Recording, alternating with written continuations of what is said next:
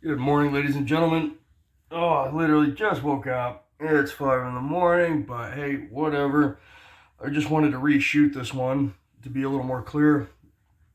Ah, so something I'm sure you've all heard on your social media accounts is listen to the experts.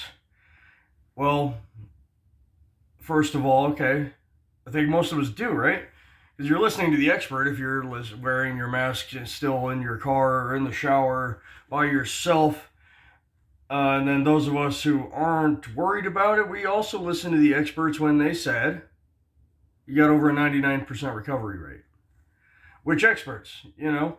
So, gotta count what's in here now. I'll be out there in a sec, Lana. So, but the thing is, I'm not trying to crap on doctors here or anything. Oh, doctors are all stupid. They don't know what they're talking about. Anything like that. I go to the doctor for different things, but there are degrees of doctors. All doctors are not the same. Just like in MMA, you got the champion, but for every champion, okay, there's a guy ranked 1,500th, and there's a guy ranked 5,501, and below that, and below that, and below that. And them and the champion are not the same. They're not the same as the top 10. They're not the same as the top 100. Okay, my own personal experience with doctors, just I'm going to personalize this. Yes, this is anecdotal, of course, but I was in a cage fight over across the border here into Salt Lake in the Ultimate Combat Experience back in March of 2008. My opponent was Stevenson Keith, and he really took it to me that first round. I gotta say, Steven, he floored me with a haymaker. Pounded me at side mount. For those of you who don't know what that is, I'm on my back. He's crossways, right? So his hips are back here, his head's up here, just dropping elbows and hammer fists on my face, and I did not like it. I had to get out of that spot before I was unconscious or the ref stopped it. So I did what's called a shrimp, planted my feet, I bucked my hips up to get his body up in the air and try to pull a leg out to get guard, right? Which is still not a favorable position for me, but I wanted out of it. And I got the DVD to prove it. He came down and my toes didn't quite make it out, and they were over here. And hurt like hell. You can see it on the DVD. My foot is shaped like Crow Cops in the first Gonzaga fight. A lot of people don't know he came back to the UFC to get revenge. So if you're a Crow Cop fan, go check that out. Anyway, he comes in, and I went after the fight. I went to put my shoe on, and I couldn't because my left ankle was so swollen. It was crazy. So I had to take the laces out of my left shoe to be able to stretch it. The Chuck Taylor's back then too. Always been a Chuck man. And so I just did what most people do. When I grew up, unless the bone was sticking through the skin, we didn't go to the hospital, right? So I chilled for 2 weeks, let the swelling go down, iced it, all that stuff, and got back to training because it looked fine, right? But every now and then, I was back to work, and every time I would step, just every now and then, my foot would just give out and it would hurt like hell again. So after 6 weeks of it still being iffy, I went to the doctor, one over here in my hometown of Elko on Railroad Street. I forget his name. This is many moons ago, 14 years ago now. And he comes in, he says, and you're working, you did jump rope on it? Yeah, then it's not broke, kid. There's no way. And I said, well, I got the cash. Let's just check it out. So he takes the x-ray and comes back in all smug and says, I told you, there's nothing broke. Okay, it's just fine. You just need to stay off it longer. So, oh, all right. And I'm walking down the hallway, and dumb 23-year-old Dusty the Berserker Barker, who's never seen an x-ray up close before, this was the first time, takes one glance at the wall and says, what is that? Pointing at a bone that was two that should have been one. I snapped the end of my fibula. You got your shin. I didn't even know what it was called at the time. And then the thinner one that runs along the side here over the top of your ankle. And I had completely snapped off the bottom 2 inches of that. And he puts his glasses back on. Oh, yeah, you broke your fibula in half. Thanks, expert. I'm glad you got that plaque, buddy. How many more people have you sent out the door with shit advice, you incompetent moron? Fast forward, my last fight, I injured my knee quite badly. There was a pop, my good buddy Dane, a Muay Thai instructor from Team Quest, very talented guy, funny guy too. We were rolling, and he was in it. I was in his guard, and he tried to scissor sweep me. I knew what he was going to do, so I planted all my weight, which was a mistake because Dane's pretty strong, and you could hear, I just got a sharp pain thinking about it. Crack! Everyone in the gym stopped. We didn't know what would happen. I was like, great. I just recovered from the other knee hurting.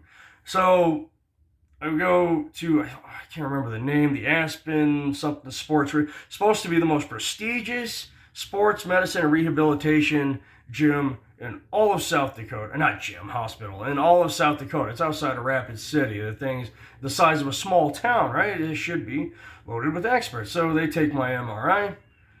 And I worked at a sawmill in South Dakota then, which had great medical insurance. So that's one thing I miss about that place. And they take my MRI, and I tell the secretary before I leave, like, look, where I work at the sawmill, it is a fireable offense to have a phone. We had people talking on the phone, driving equipment, having accidents, and so no more phones. Okay, stays in your car. You're fired on the spot if you had it. And I tell this to the secretary. She says, okay. So a week passes, a second week passes, and a third week passes. I call, guys, what's up with my knee? Again, I'm working full time with this. I cannot bend my leg. It's locked straight. Okay, bending it is excruciating. So they come in, a labor job too. And so finally they're like, fine, if you really want to know the results. So I get off work Monday, and I check my phone, and there's a message at 6 a.m. or 9 a.m. So, I called them back. Oh, sorry, we missed you. I told them again, I cannot receive a phone call until after 3 p.m. I said, okay. Next day, check my phone, had a message for 9 a.m. Wednesday, message, 9 a.m. This time I waited on the phone for about 40 minutes because I wanted to talk to a higher up management. Someone said, look, I don't know what's going on. I told the secretary in person, I've told her 3 times now on the phone, I cannot take a call until after 3 p.m. and she keeps calling me at 9. She said, oh, we'll take care of it. Thursday, message at 9:15 a.m. They gave it another 15 minutes. Yeah, so again, I'm on hold forever to talk, and I told them the situation. I said, look, I'm a full-time labor employee working on a very effed up knee. We don't know what's wrong with it, but it hurts, I can assure you. I wasn't UFC level. I was fighting in the B and C leagues, but I technically was a professional athlete. And I would like to know what the F is wrong with my knee. Can somebody do it? It's been a month. And she said, and she got very, I said, can I have a different doctor? She got very offended at that. She assured me up and down, your doctor is a good man. He does a lot of volunteer work, and he's very busy. I said, that's great. How about a less busy, less good man, less good doctor who can take the time of his day, because he's not too busy saving the world, to tell me what is wrong with my knee? Okay. 2 more weeks passed. They finally called me. Okay, your new doctor's this, and you can come in on that time. And sure enough, this whole time, it turns out, my kneecap was broken. The actual spot right here, the quarter-sized piece, was cracking up, and that was why it was creating all sorts of, and that's why I couldn't bend my knee. It was locked straight, and it was causing a lot of inflammation on the inside. The shit behind it was fucked up too. And that was kind of the beginning of the end of my fight career. So again, I have good doctors. I go to a regular doctor now. He checks my blood work for me. He's very good. I've gone to some chiropractors also. I've never met a bad chiropractor. They usually seem to fix me up pretty good. But yes, other experts suck. They do. They don't give a shit. They don't give a shit about their clients at all. They got a plaque on the wall. They're not educated. They're trained. Oh, your knee hurts? Okay, we'll take a picture. I'll call you sometime in the next 1 or 2 months. See ya. And they don't give a shit. Not all experts are the same. The plaques on the wall are the same, okay? But that's it. I went to school, so not medical school, obviously, but I went to high school, and I knew these guys when I was a young, dumb fighter traveling around trying to make working crap jobs to fight. They were going to college, and I knew them then, too. They were frat boys. Total alcoholic frat boys who got through college, getting smashed every night, fucking copying homework, cheating on tests, barely cramming the night before with a hangover so they could scrape by with D's. That's not the same as a doctor who was hitting the books and really actually cared with A's. For every one of those, there's 10 to 15 frat boys that I just described that did it. Okay? So, yes, listen to the experts, but not all experts are the same. Listen to the good experts, and yeah, it sucks, but you're going to have to figure that out on your own sometimes. Anyway, it takes 1.5 seconds to hit like and subscribe. If you would do that for me, I would greatly appreciate it. If you agree, disagree, please leave a comment below, and have a good one.